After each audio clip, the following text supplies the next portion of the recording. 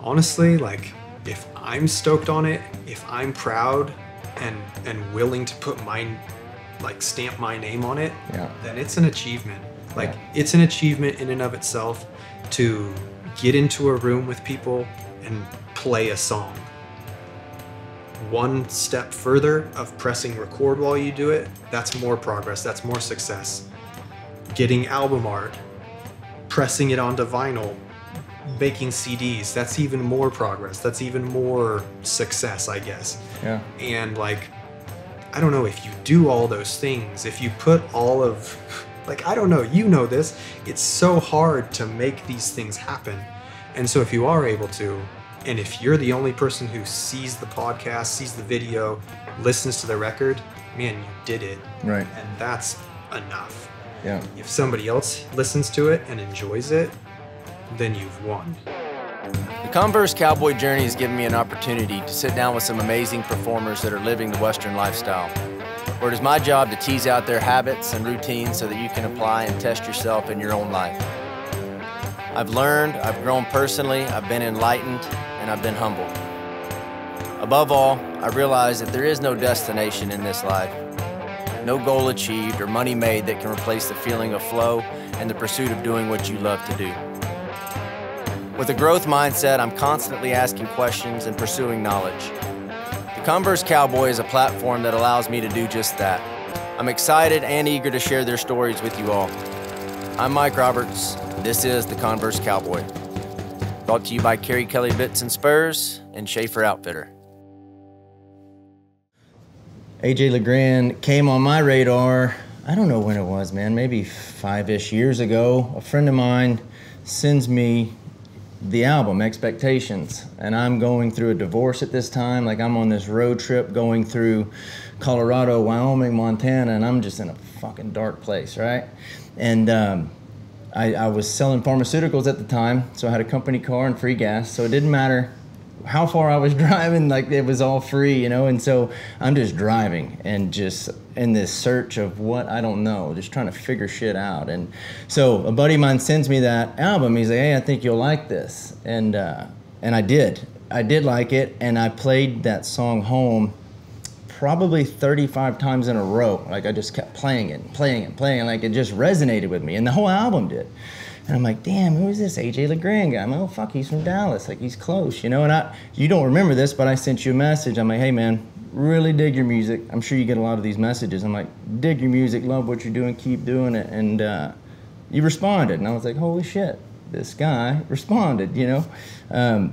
So I'm curious to know, man, and I'm gonna go back and get some backstory, but I was talking about this with Andy earlier. I'm like, man, I wonder if AJ realized, like, when he's writing this song or any song, the impact that that's going to have on other people's lives and where those people are at in their life and how it hits them. Does that go through your head at all, like when you're sitting down to write songs? I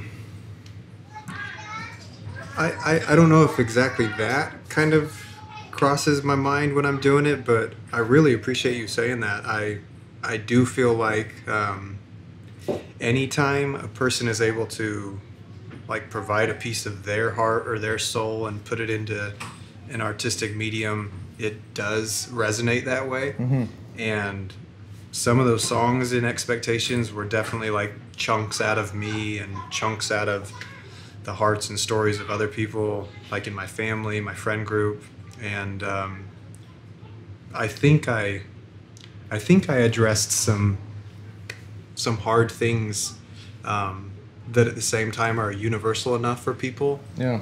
And to me, that means a ton, that my song that was kind of maybe cathartic or, I don't know, self-serving in the moment while I was doing it could mean something significant to another person. To me, that's the goal. So hearing that, you know, you were able to go drive through those beautiful places and feel something that I was somehow involved in, like, yeah, I don't know, I feel stoked and flattered to be part of that, you know? Yeah. And I don't know, I feel like in any of the songs I write, I just try to like say what I'm really feeling or really believe. And I think I'm aware enough that my experience or my emotions in the moment are not being felt for the first time. And so like I hope that as I throw it out there, somebody else feels it. And you know, when I hear that it has had that kind of effect or positivity in somebody else's lives, that's awesome. That's the best, you know. Which is rad to me that happened, and then you're sitting here now today with this interview, you know.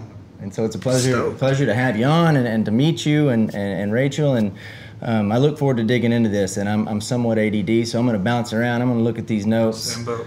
I'm going to look at these notes because I got some questions I want to get to, and but I'll go back first. So you grew up listening to like the old Marty Robbins stuff, the Townes Van Zandt stuff, but you didn't necessarily start playing music at an early age, right? Yeah, I like my family always sang growing up.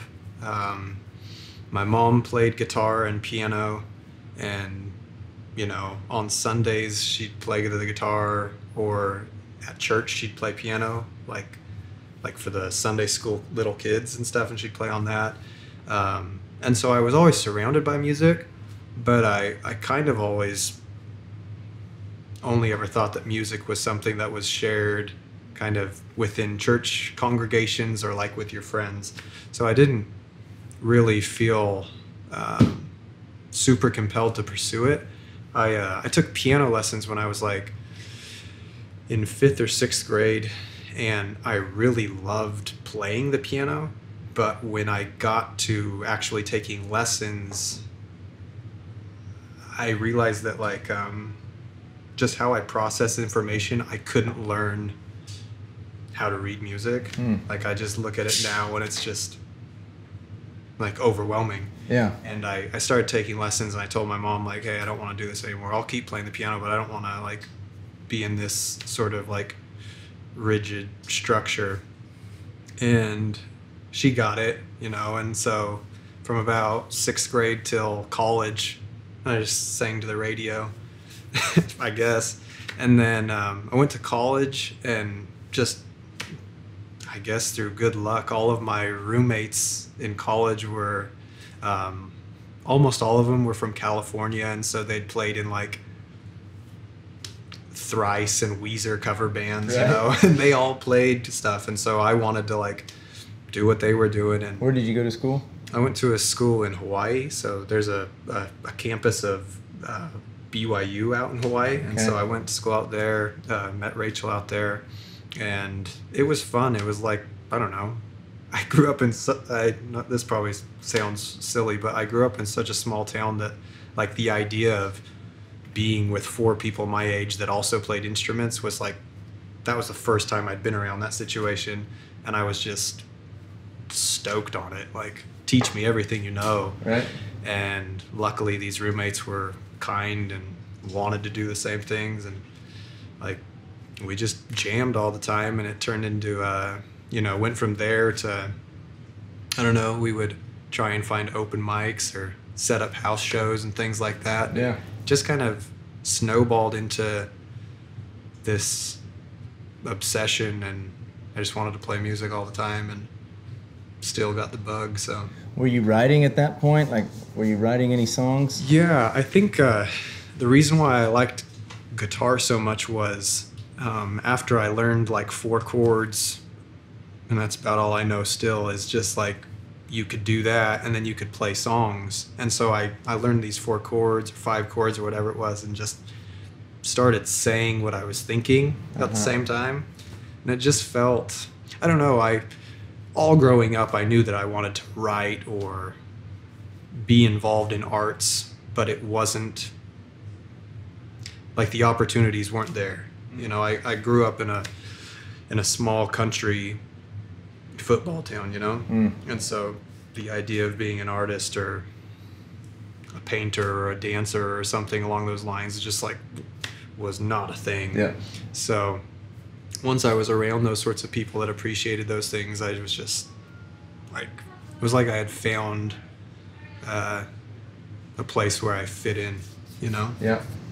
Yeah. And then that empowers you, you know? So I have tried to gravitate to pockets of people that like appreciate those things and want to be involved in those things. And I don't know, it's just, fortunately, I feel like I have good friends and people that want to keep doing things with me. And so I just kind of go to those groups and say, hey, want to do something again? And we do, you know? Yeah, I know. Yeah, that's awesome. And I can relate. I'm from West Monroe, Louisiana, like little redneck town in North Louisiana. And that is it. Like football, baseball, basketball, and like the arts.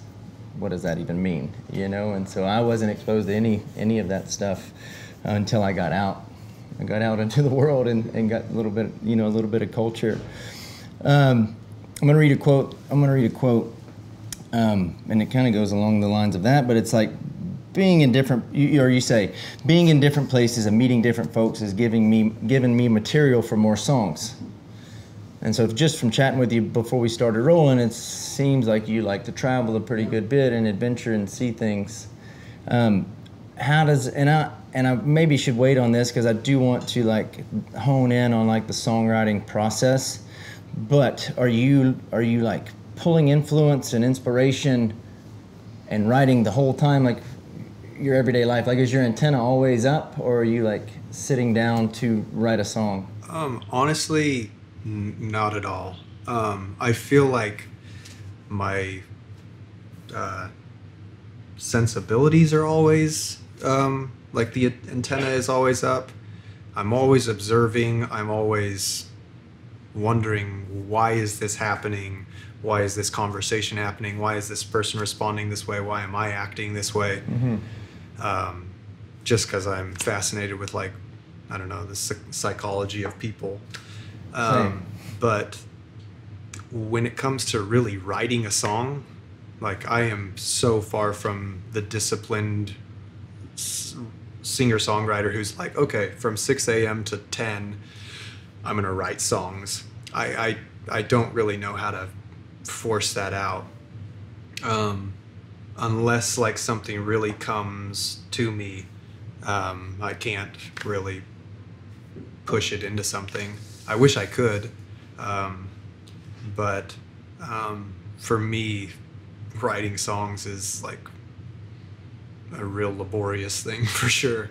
Yeah. But I feel like I'll pick up on something, or I'll see something that really, I don't know, moves me or resonates with me, and I'll take a note of it. Like, maybe this is a good example, but my next record is called Airplane Window. And kind of what started the whole like writing process of that one song, and then kind of all the songs that culminated into an album, was I was on a flight from Dallas to Minneapolis, probably almost 2 years ago now, and I was tense. I'm always tense on flights, nervous, playing the numbers game. Is this the flight that's going to go down? Those sorts of things, you know. And it was crazy. After the meal was served on the flight, there formed like a 20-person line to the bathroom, and I'm in the aisle seat. Sorry for the diatribe here, but I'm in like the aisle seat, and people are just hitting me, and I'm just so ready to get off this flight, and all these people in this line are ready to get off this flight too, and people are bugged. And a young mother came out of the restroom, and she was holding her baby, and the baby like touched somebody who was really in a bad mood in the line, and like touched the man, and he like immediately went from like in such a bad mood to like immediately like lit up, and then everybody else in the line kind of just like lit up too. And I was just thinking, like we're on this plane that is, and sorry I went down this rabbit hole. No, dude, I love it. But we're on this plane that is just like, I don't know, a technological modern miracle, and we're all in such a bad mood. Just like, how can life get any worse?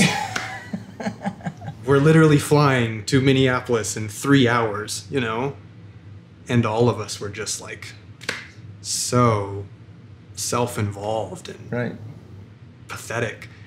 And then I like see like this symbol, palpable, tangible symbol of like innocence and goodness, like change the entire landscape of what we were all feeling. Yeah. I was like, that should be a song, you know? Yeah. And like obviously the song is not about like this young mother coming out of the restroom or the baby, but like it was just like, what a thing. Yeah. And I don't know, That's powerful, man. But- it is powerful. maybe that made sense, but for me it was just this one moment that could have easily been like dismissed, Yeah. but just meant a lot in the moment. And being aware of it and catching it, because how many people didn't even notice what happened, you know? I like to think that everybody is like on everybody's side Yeah. and thinks like, oh man, maybe I'm not the only person who's playing the number game in my mind and is stressed about this. And I don't know.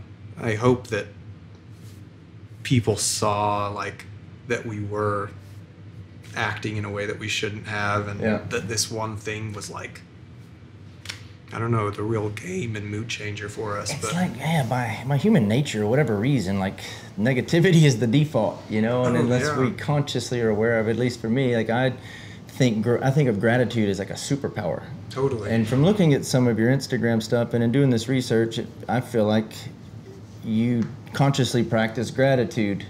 And I feel like if more people did, this place, and I don't mean to oversimplify this game of life, but like this place we call Earth would be so much fucking better if we were genuinely grateful for everything, because it is. I feel like it's impossible to feel anything else when we're in a state of gratitude. I You completely can't feel any agree. negative emotions. No, I appreciate you saying that, and that you observe that means a lot to me. Mm-hmm. In my day-to-day life, I don't think I'm a person that wakes up and my first thought is like, let's go get today, you know, like make Yeah. the most of today. It's like, here we go, you know?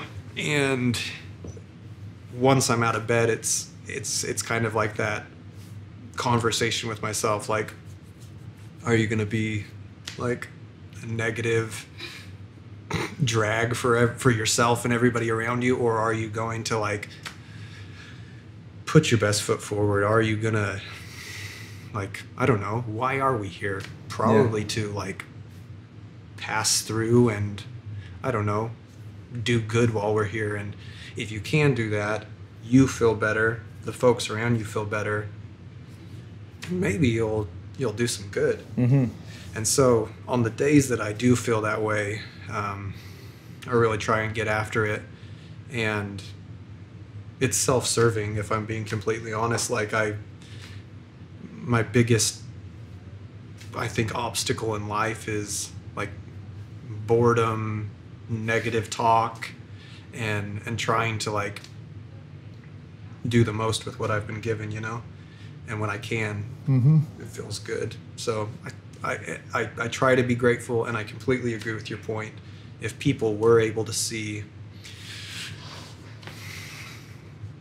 that it's not that bad, well, that's too broad of a stroke, but like, if people are able to have experiences where they're able to see that somebody always has it better and somebody always has it worse, that helps you sort of navigate your next steps. Yeah, 100%. So, I don't know. I started doing a gratitude journal, and I'll preface that by saying I do not have this game of life figured out, but this is something that works for me, and it heightens my awareness around things to be grateful for. Totally. When it allows me to catch those negative thoughts a little bit faster, you know. So every night before I go to bed, I write 5 things down, 3 to 5 things, and then when I wake up in the morning, I'm not like, fuck yeah, let's go, but I'm also not.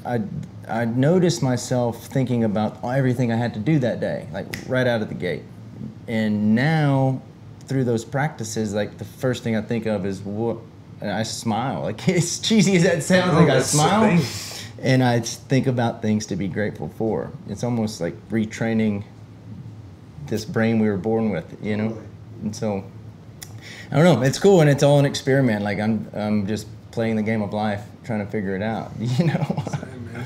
But I gotta ask, is John and Jesus on that album? Yeah. When I heard that, man, I just heard of the allegory of the cave, Yeah. Plato's cave. That's kinda- Is that loosely based Totally. around that story? Yeah. So cool observation. I was totally going for that. More context, I guess. I grew up in a pretty Orthodox Christian home, and that provided me with some good, infrastructure. That's my cosmology. Grateful for it. Working through it at the same time, but I don't know. I've been working through those things, and at the same time, I was thinking about an experience I had back when I was studying. I went to a school that basically required you to get a minor in religion, and one of the classes basically asked us, we're going to read some, holy texts, and we're going to try and read them from a completely objective perspective, that this is just a piece of literature. And so I did that, and I thought, aside from the assignment, I'm sure that like Jesus, Paul, John, the folks that, were in Jesus's entourage, I'm sure they had moments of being very human, being men, probably had a sense of humor. I hope they did. I think God has one. So I was just kind of thinking, like, what do you think these folks talked about? So that's kind of like the premise or overarching theme of that song.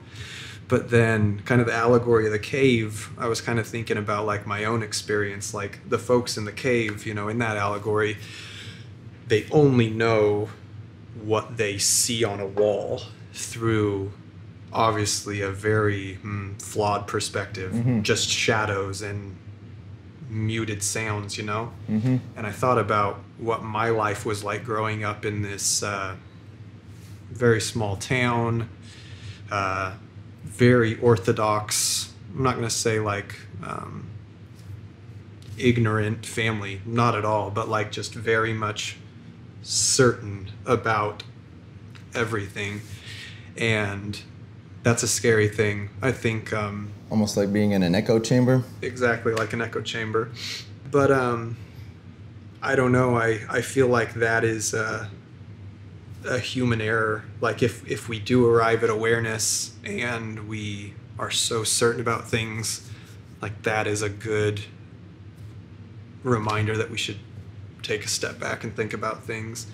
And I don't know, I feel like there were so many things to write songs about in the last 2-3 years, and I don't know, I'm a big fan of John Prine, and if I can kind of irreverently say what I want to say with like a little bit of humor in there, Yeah. that's kind of the path I like taking. Yeah. Kind of rubs some people the wrong way that view, very sacred things in a way that they shouldn't be joked around about. But I don't know. I like to think that nothing is too taboo. Then again, whose reality is that? Going back to Somebody to the who's song, certain. No. I don't know. That story, that song, it's a reminder. It's like our perception is reality, and if nobody fucking knows anything, like who was it? It was Why can't we just agree on that? Was it Socrates that said, "All I know is that I know nothing"? And when you can really understand that, man, that's so powerful, because we really don't know anything. Really don't. And so I'm always questioning my perception of things, and I don't know, that story just hit me. No, I feel you. I think people, at least people that you and I have probably grown up around or been around for the majority of our lives crave safety, security, certainty. And when they don't have those things, who are they? Yeah. What do I fall back on? How am I going to be safe? Right. Like, uncertainty means like the bottom can just fall out from underneath some people. And I don't know.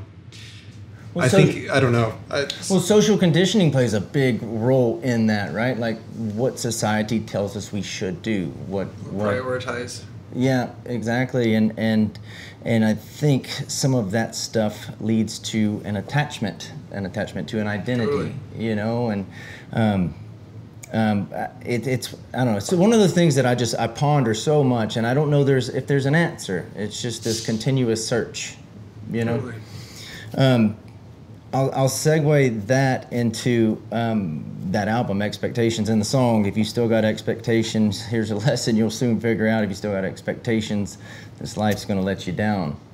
I don't think it's a bad thing to have expectations. I want to get your opinion on this. But like when we have an attachment to an expectation, I think that's where we go wrong. Like when that attachment dictates our mood, or that expectation dictates our mood, and if it doesn't work out the way we want it to, I think that's where the problem lies. So like for you, if you have a goal, if you're writing an album and the outcome isn't what you want, like how are you viewing that how are you viewing the success of an album or the success of a song? Does that make sense? Yeah. To your first point about the expectations, I do feel like I kind of jumped off the ledge with that song and that record. That is a pretty broad stroke. I do think people should, have expectations of themselves, have direction in their life. I think for me, I had to confront the fact that I feel like I've kind of always been an uptight person who, if the result of a situation wasn't the way I wanted it to be, or if a relationship wasn't going the way I wanted it to be, I held that against like the other person, myself, others involved. And so I think like by having less expectations, not zero expectations, but less expectations on others and circumstances, not like thinking that every moment is going to be sentimental and grandiose, that helps me just enjoy the moment. It helps me enjoy the person that I get to interact with, or the person I'm starting a relationship with, instead of thinking like this moment, this person, this relationship is going to be the end all be all. Right. And so that letting go has been good for me. How do you find the balance? That's something how do you find the balance between like surrender and letting go, and then also being ambitious and having these expectations? It's hard. I still feel like I'm very like much like truthfully like a control addict, and that's not a good thing. I want to let it go. I'm the same way though, dude, and it's a question I have. But I don't know, like to your point, like let's just take a step back. There's 5 people here, and without some sort of plan and control and constant communication, this moment doesn't happen. Right. There has to be some sort of practicality. Like, yeah, in order to orchestrate moments, and really anything that's like, I don't know, any idea that comes to fruition, any success, there is controlling. Yeah, some form of organization. Yeah, and so I think it's good to be aware of that, and then be that way only when it's necessary, and then all the other time, like, remember, we're on a rock flying through the unknown. Yeah. And there's nothing you can really control. Like, literally. Yeah. You and I don't know if this is our last 5 minutes. Yeah. So when you have to be like the authoritative control person, put that hat on. But the second you can take it off for your own good, for everybody else's good around you, I think. Yeah. I'm still trying to figure it out. I struggle with it, man, and it's like, what is, and I'm super curious to hear this from artists, like what do you deem as productive time and like what is non-productive? Totally.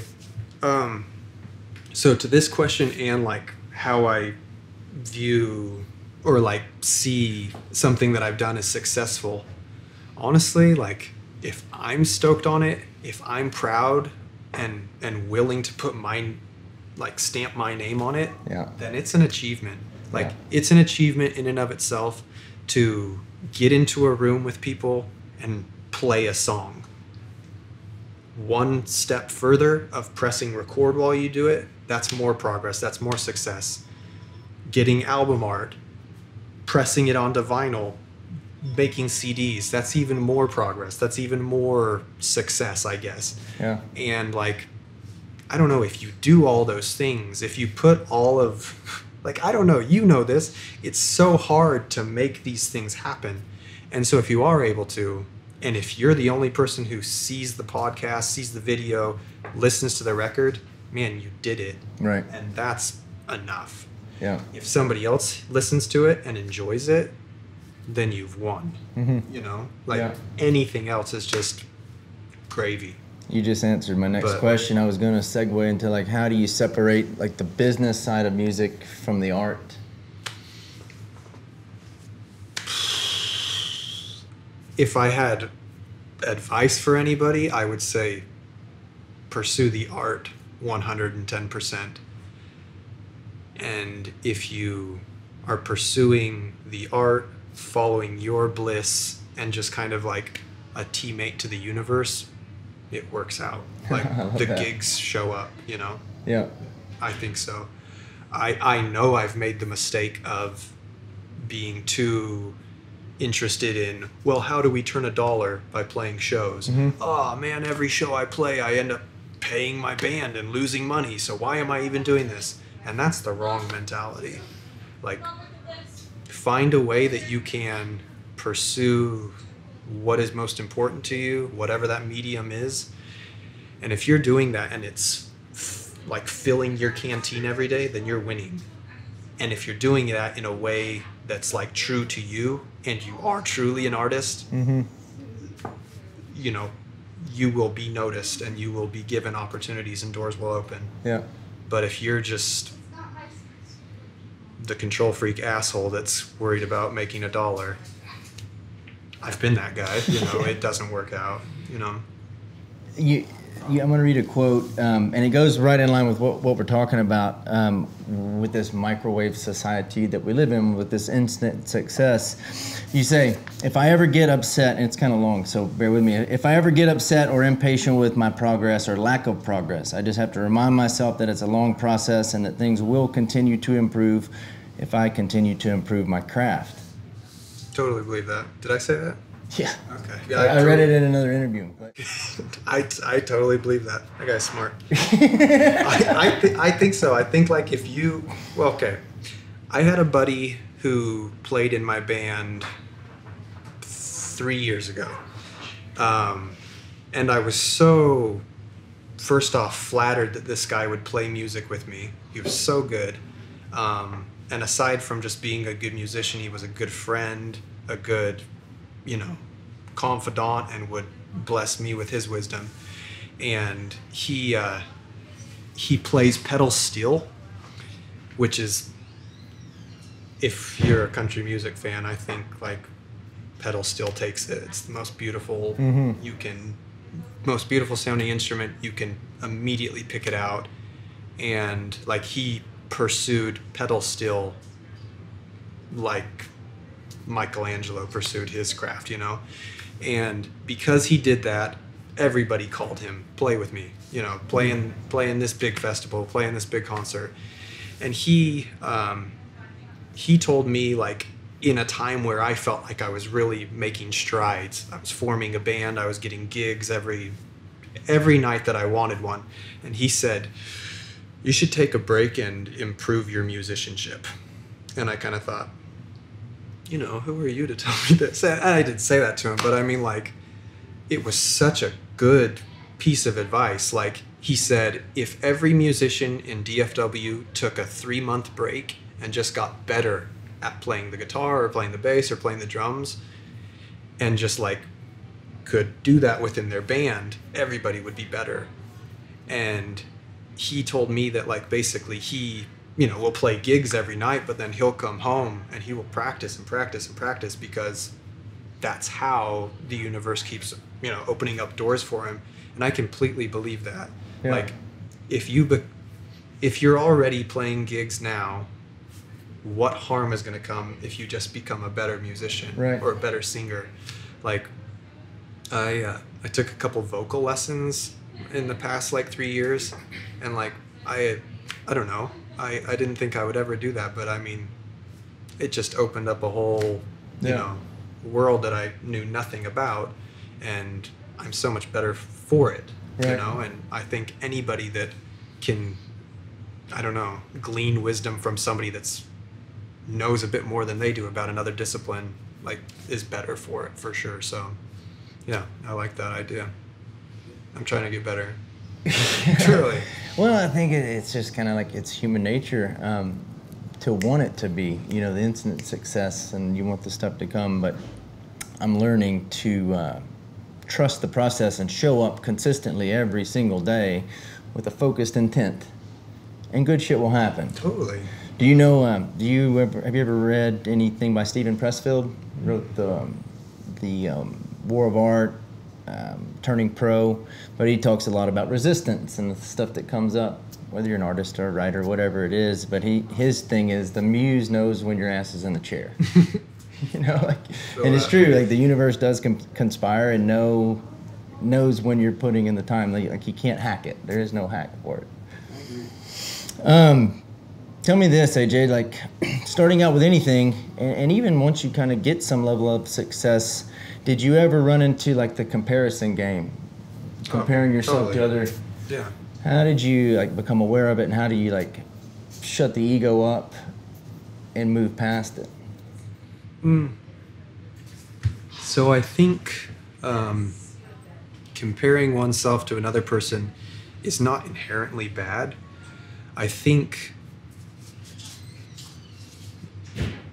I don't think it's just myself, but I feel like I need good examples and bad examples in order for me to make progress. Mm-hmm.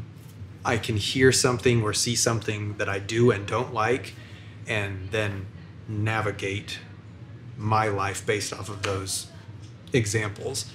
I'm not,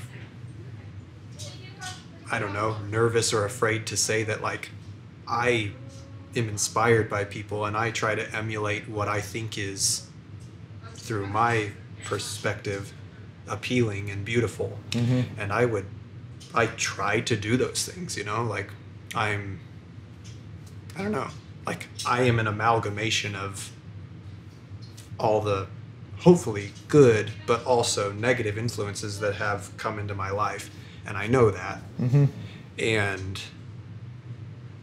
those have formed me, I guess, but at the same time I know that I have my own spirit and my own path. Right. And so like with those examples and with my like real desire to be like happy and all the things that are important to me, I'm at a place where like, I don't know, I'm proud of who I've become, but I'm also aware of like the blessings of like the examples that have been provided to me. Mm-hmm. I don't know how to say this. I'm very aware of like my level of musicianship, writing songs,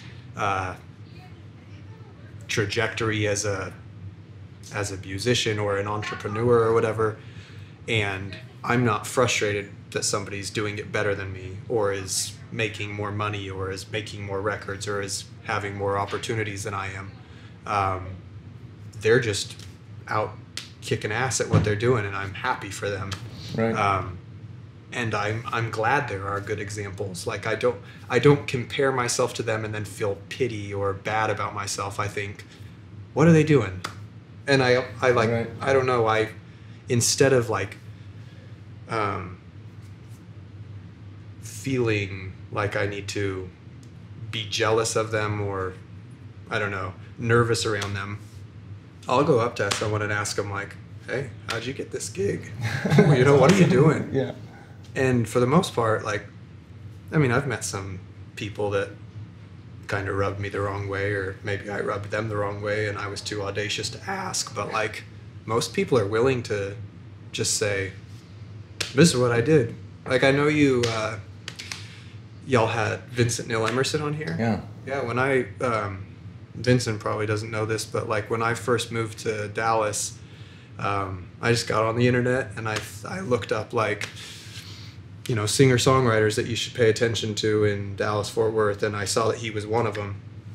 And I just sent out this mass like Facebook message to a few people, and one of the only people that responded was Vincent. And I said, you know, how are you going about like booking shows and getting busy? And he just said, man, I'm in it too. I'm sending out 100 emails a day. I'm doing these things. Here's some people you should contact. Yeah. And man, like that one message and that one response from someone that I looked up to Mm-hmm.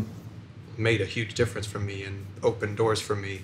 And I don't know, I would encourage people to, like, if you feel intimidated by somebody, I don't know, a good thing to get over that intimidation is just like reach out. Yeah. Say, hey, what's up? Like, how did you do what you do?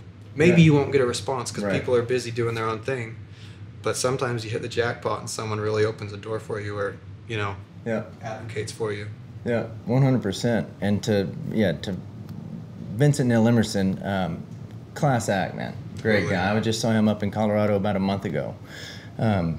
Nothing but good things to say about that guy. But you're right, and I think sometimes when we don't, or we may fear or worry, like reaching out to somebody, it is the ego. And what I've learned is, like, when I feel that come up, whether I'm in a room and like when you walk into a room, it's all like strangers. You don't know anybody. It's like we want to get like self-absorbed. At least this is for me anyway. And it's like this trigger, like I've taught myself to like wish good on everybody in the room, and it's like a fucking energy shift. It's like I'm smiling now because I'm okay with whatever. There's a difference in saying like, oh, I don't give a shit what anybody thinks. It's not that. I'm saying like I'm okay with whatever anybody thinks or says. You know, like I'm cool now, and not that I'm cool, but like I'm internally like I'm good. You know, and so it again, that's a practice, like because that ego is just steady. Right there, ready to chirp, you know, and what's the worst that can happen? They say no or get lost, or to me that just lets me know like this person's not aligned with me. Maybe forever, but right now this person's not aligned with me, and I'm good with it. Yeah, you know. Totally. Oh man, I want to ask you this one. Like, can you think back to your first gig, like your first paying gig? And like the feels you had, the vibe that was going through you at that time. I think the first paying gig that I ever had was at a restaurant out in Hawaii, and I was compensated with cheeseburger, drink, and fries. I was told that I couldn't have the fish plate or anything on the right side of the menu, but if I did play the 3-hour gig, I'd get the cheeseburger, drink, and fries, and it was worth it. And it was hard. I mean, I quickly realized how much I was valued in that moment. But at the same time, like, I slaved over like getting the set ready and getting a couple of other folks who would join me up on stage and do that thing. And I was just so stoked to be able to play music out of a PA system, and that people sat around and threw something in the tip jar. And I was so stoked on it. I honestly feel like I went through like 5 to 10 years of just playing really difficult shows where nobody was listening. I was just drenched in sweat and embarrassment and just fumbling nervously, like getting these songs out. And Are they your songs at this time or covers? kind of both. And I truly think that I had to go through those experiences before I was a good enough musician where people could say, I will give you money for this. And so I truly am, like, I know I said that kind of sarcastically, but I am grateful for any stage in my first years as a musician that was provided to me because I wasn't good enough to get paid. And I had to learn, and I did, and I'm better for it now. My first paid gig was actually here in Fort Worth. I got to play in a show called, the group that put it on is called So Far Sounds. And So Far is a group that puts on small concerts in like a place like this. The first show was at a barber shop in South Fort Worth that was like the coolest barber shop you've ever seen, but for that day they turned it into a music venue. Right. There were probably only like 30 people there. But the idea is like having an intimate show in a unique setting. And at that show I was paid $50. I was called that day to replace somebody who got sick, and I drove from Melissa, Texas to Fort Worth. It was like 2 hours to get there, made it just on time. And in that one room I met a number of people that I'm sure you've heard of that, you know, I shook their hands, met them, became connected, and that one gig led to the next paying gig, and that one gig led to the next paying gig, and I don't know, man, it's just all snowballed, and that's kind of the goal at any gig. Yeah. Have it turn into the next gig, you know? Right. But that first one where money came into my hand, I was just out here in Fort Worth. That's awesome, man. That's cool. What about the most recent gig you played? Man, I haven't played a live show in 15 months. Really? But the last time I played a show, I don't know, it was a good show. One where you don't question yourself as an artist and you think, yeah, this is why I do it. That's what I want to know. Like, what was your mindset from that first show to the last show that you played? That first show was just, I don't know, getting real personal. I've always had like a huge fear of being in front of people, a huge fear of like even saying what I think. And so, like traumatic experiences growing up of just feeling totally ashamed and like not knowing how to like really say what I think. Yeah. And so that first experience was just like an achievement for me. Like, you did this and you didn't die, you know? And so going from that point and then going through just myriad of other shows that felt that way, it was a way for me to build confidence. And now I'm at a place where if I do get the opportunity to play a good show, I really relish the moment. And the same guy who told me I should take a break and improve my musicianship, his name's Burton Lee. He told me, whenever you play a concert for anybody, deliver everything you have to those people. And so anytime I get up now to play a show, I say, like, to myself or anybody who's playing with me, I say, like, we need to go out and deliver. And I try to do that. I've evolved from just trying to survive the shows to now saying, like, people are paying to be here. People are looking for something. And because they are, then I should do my part and give them what they're looking for. And so my mentality of that last show, I played with my friend Jacob Metcalf. It was just me and him. And we just said, let's deliver. And we did, you know. Oh, that's awesome. It was a good moment. That's awesome. Talk to me a little bit about, and I should have touched on this earlier when we were on the subject of expectations, but like once you start to kind of get known and your music gets out there a little bit, talk about like the expectations you may have from others and or yourself. You know, once you start making some shit people want to hear and listen to, like when you start writing, are there any expectations that you put on yourself or any expectations from fans, you know, that are coming in? Honestly, no. Like, and not to be braggadocious or anything, but I think that might be one reason why, like, if there are people that listen to my music, maybe one of the reasons that they do is they can sense that, like, I don't give a shit, like, what you think, or, like, what, like, if you care about, like, what I'm saying or my music, like, I'm gonna say what I think. And I think, like, I pay the price for that, I guess, but at the same time, like, if you don't like my music, that's totally your prerogative, and I get that too. Like, I know how my voice sounds, I know what I sing about, I know the genre of music it is. That's not for everybody. Right. So, like, I'm gonna sing about what I want to sing about, you know. Like, I love it. I just try to say and sing what I feel compelled to say and sing, you know.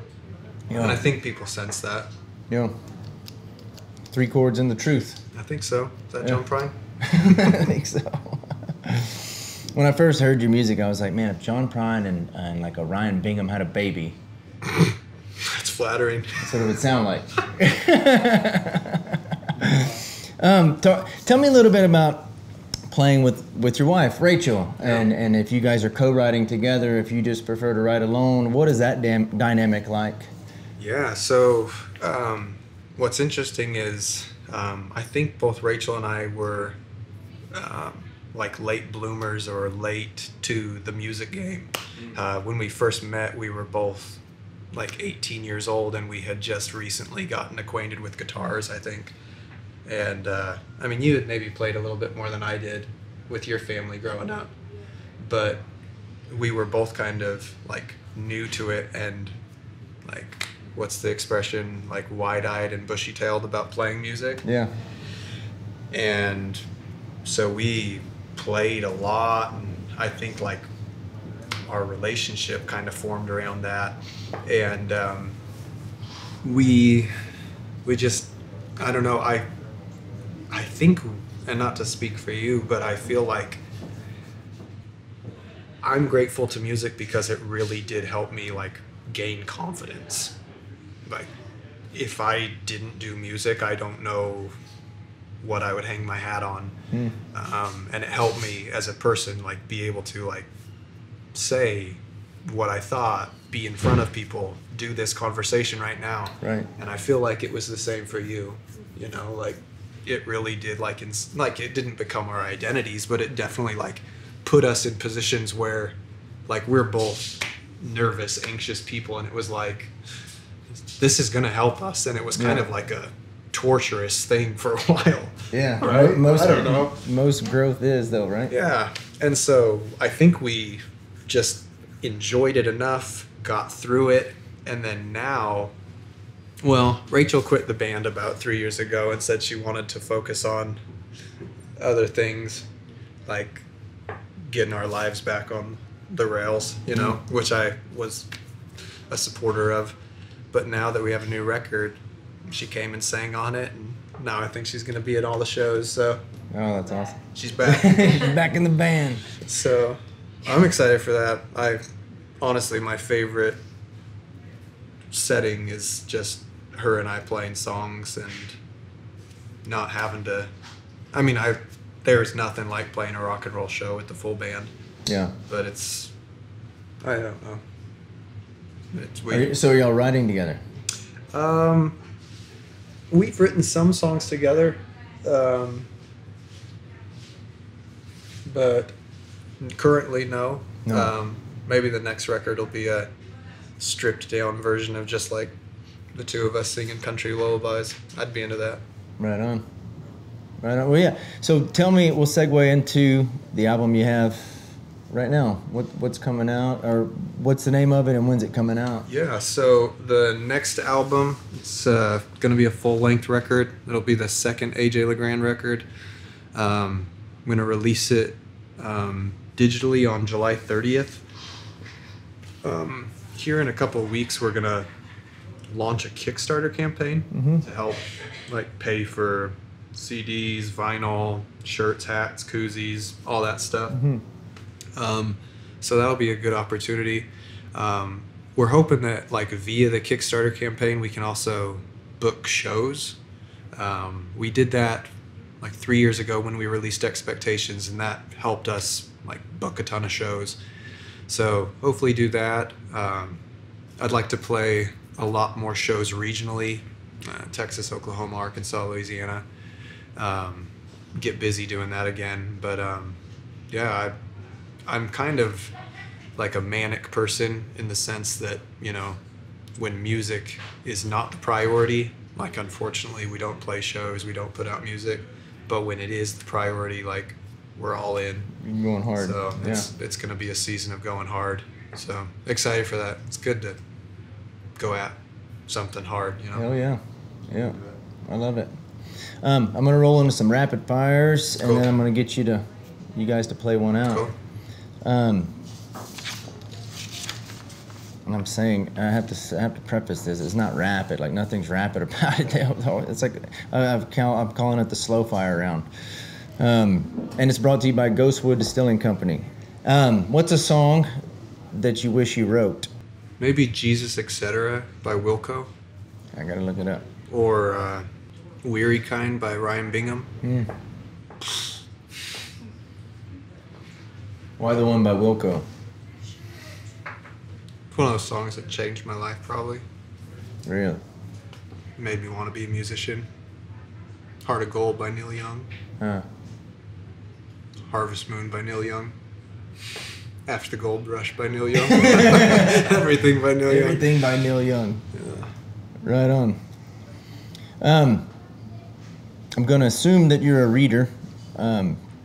What is a book that you gift to other people most often, or maybe reread most often? I sometimes tell people that if you don't like The Grapes of Wrath, then you just need to reread it. Anything by John Steinbeck. East of Eden. So you guys travel a lot. What's a place that you've been to, or I'm sorry, what's a place that you've never been to but would love to visit? We always say Costa Rica. Costa Rica. Right on. All right. Here's what's going to get weird. So, like, when you're in a public restroom, it's like a one-holer, and somebody knocks on the door, what is your response? Just a second. Yeah, I go silent. Like, Yeah. I just kind of lock up. I don't say anything. Yeah? Just a second. I may have to try that one. When you're at a restaurant, do you tip 20% all the time, or do you tip based on performance? Performance, actually. Same. I've given a $0 tip. I'm afraid to say it. Yeah. Hell, I've given a $1 tip to be an insult. I think that's worse than the no tip. The $1. Totally. Yeah, that's sending Sorry. a message. Sorry. So if you didn't do music and you were a professional athlete instead, what sport would you play? Golf. Golf. What about the knuckleball in high school? Is that made up? I kind of lied. But sports were my life growing up. Yeah? Yeah. Right on. I did play baseball. I just wasn't a pitcher. I was a catcher. And since that is one of my more favorite songs you wrote, I got to ask, who is Billy? Billy? Which one? Did Made it Billy to the make Major Leagues? My brother Tommy. Do you change her name too? Yeah, I changed them all. Yeah, okay. For anonymity or because it works in the song? Both? Right on. Yeah. Right on. But I feel like it's a little maybe rude to put someone into a song that may not want to be a song, be in the song. Be in it, yeah. But like I reference several people in my next record who are real people, and I call them by their names. And I was really on the fence about that, actually, you know. Did you call and get approval? Is that something you do, or you just kind of roll the dice? I just did it. Yeah. But,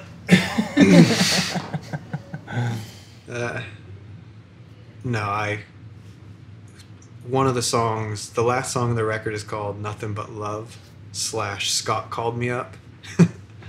And Scott's one of my good friends. Yeah. And I call Scott in the song. And the line is basically like, Scott called me up and he told me he was quitting the band. He said Henry's getting older and he wants to be a better dad. And I felt like that was a little intrusive of me to like say something that was like so specific. But like I said it from a place of love. Like Scott was, his name's Scott Honea. He's a incredible musician, producer, author, filmmaker. And when I first moved to Dallas, I was so desperate to play in a project and get my wheels moving that I like looked on Craigslist ads to like join different bands, and I put up my own Craigslist ad like, hey, if you're wanting to be part of this project, here's my music, you know, reach out to me. And Scott called me up and he said, you know, I haven't played music in like 5-10 years, but kind of itching to do something. I'd love to play with you. And Scott was in my band for probably 2 years, and like he was my band through Expectations, and is the absolute man. And it was more like a heartbreaking, like, I know why you're doing this, right? And I know you have to. Sure. Because, you know, Henry's way more important than like this stupid whatever folk rock band we're doing, you know. So do it, you know. Right. But it is kind of a weird thing to just say people's names without their permission, but right. Go for it. I got you. Sorry. I got you, man. I hesitate to ask these back to back because they may be similar answers, but if you could go back in time with the knowledge you have now and give your 20-year-old self advice, what advice would that be? Have more fun. Sage words. All right, last question, my friend. If you could have a gigantic billboard, metaphorically speaking, to get a message out to millions of people, what does the message say? You should give a shit. Right on. Good message. What do you think? Play one? Sure. That was fun, man. Thank you. Yeah. Meant a lot to me. Fuck yeah. Appreciate it. I enjoyed every minute of it. Y'all ready?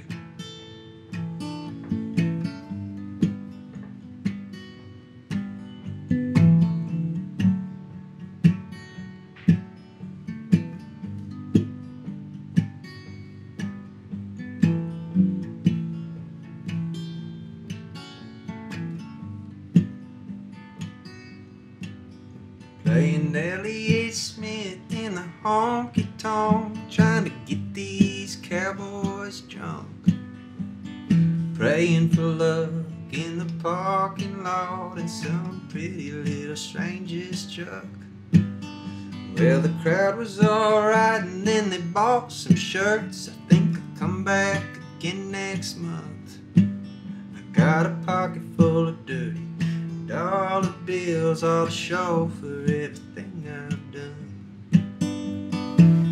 Where do you feel love? That's where you go, where you go. When you've had enough, that's where you go, where you go. So baby, tell me something that you never told no one. I swear to God I won't tell a soul. Sometimes I still can't believe that you let me kiss you on that night 12 years it seems you hardly see that there's a life out here we could live. Babe, I know you're tired and feeling lonesome, but let's think about this kid. And where do you feel love? That's where you go, where you go. When you had enough, that's where you go, where you go.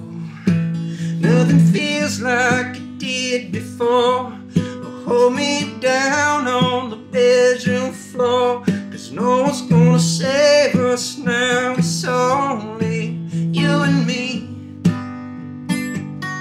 We're staring out at all we hoped that we could be. Oh, oh, oh, oh.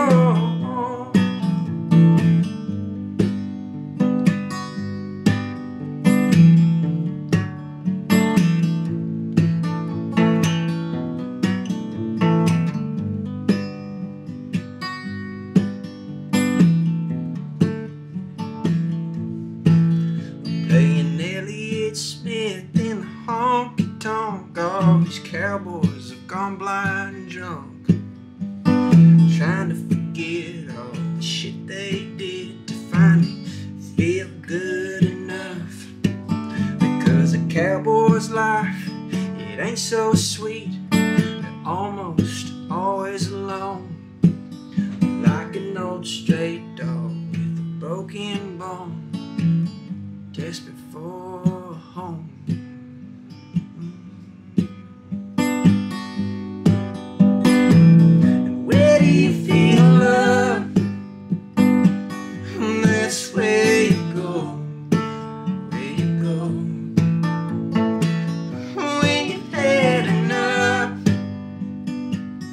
That's where you go, where you go, where you go.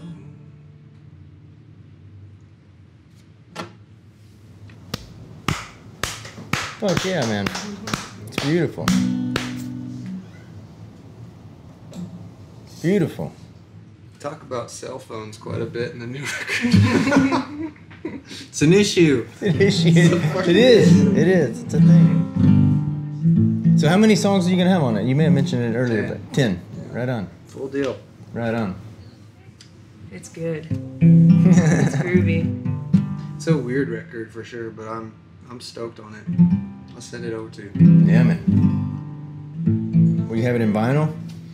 I think so. Sweet. Yeah.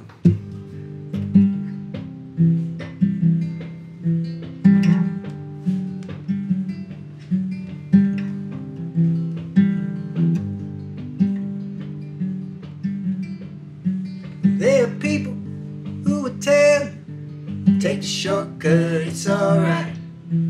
Put a band-aid on your broken leg, pay the pastor and you'll be fine. But I'm not so very trusting, I'm not the type to take or give advice. Mine surely aren't the first steps you wanna follow back to paradise. But I got Rebecca and we're happy. Tonight I'll take her to the picture show.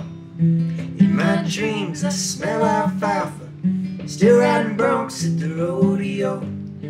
Well, I'm grateful and I'm proud, I've learned to carry the load. But mama, please don't be sad if I never come back home. I always thought I would be a soldier or playing ball on the TV screen. 'Cause back in high school, well, I had passion. Oh, and a knuckleball you wouldn't believe. My brother Chuck died in Iraq, and Billy made it to the major leagues. Well, I just became my father's son, and that's quite enough for me. I got Rebecca, and we're happy. Tonight I'll take her to the picture show. In my dreams I smell alfalfa, still riding broncs at the rodeo. Well, I'm grateful and I'm proud, I've learned to carry this load. But mama, please don't be sad if I never never come back home. Pick it.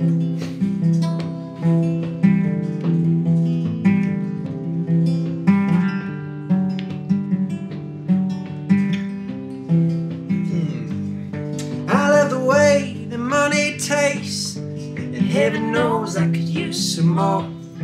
I worked the graveyard at the railroad, but got laid off 6 months ago. They say the beauty will beget confidence, and rich white men will open the doors. But if you don't make good connections, you'll be on stage dancing with all the whores. Oh, my back hurts, but I'm happy. Rebecca rubs my shoulders slow. In my dreams I smell alfalfa, still riding broncs at the rodeo. I ain't mad and I ain't bitter, I've learned to carry this load. But mama, please don't be sad if I never come back home. No, mama, please don't be sad if I never come back home. No, mama, please don't be sad if I never come back home.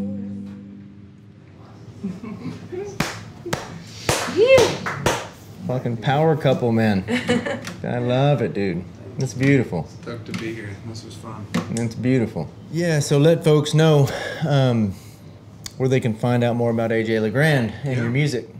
Yeah, so we've got a website. I think it's ajlegrand.com. Most of our stuff, you can find it on, like if we have updates on shows or if we're doing things in your neck of the woods, we usually put stuff up on Facebook, Instagram, bandsintown.com. Bandcamp. Yeah, all our music is up on bandcamp.com, Spotify, iTunes, all the interwebs. All of the places. All the places. Yeah, man. So, will y'all be playing anywhere live anytime soon? I hope so. Well, this will be out when? Mid-July-ish? Okay. Cool. So then? Well, yeah, so the record's going to come out the July 30th. So after that, I'm sure we'll be playing an album release show in Dallas. I'm sure we'll be playing an album release show in Fort Worth. Hopefully we're going Dallas, Fort Worth, Denton. Sure we'll play in Austin, Houston, San Antonio, Wimberley.